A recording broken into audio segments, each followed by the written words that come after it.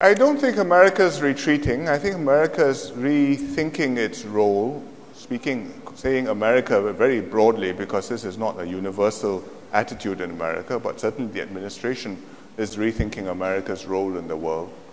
Up to now, America has been such a dominant player in the world economy that it has felt that it is in its interest to provide global public goods.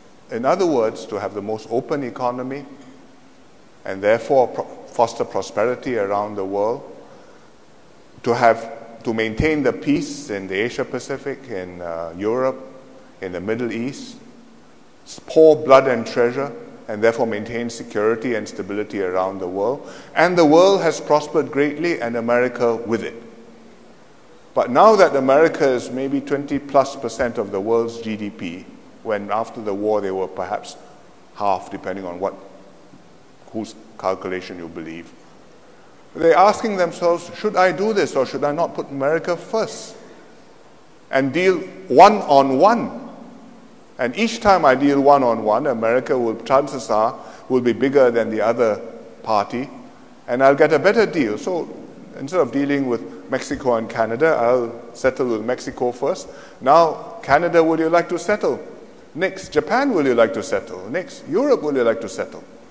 Well, America is entitled to take such a position, but if you work like that, it will be a very different global environment, because there's nobody who's in a position to take on the role which the US has hitherto played. And if the arrangement is going to be bilateral and each time is a trial of strength, whose arm wrestling is stronger, I think that's a very different kind of world in which it's not only small countries which will feel uncomfortable.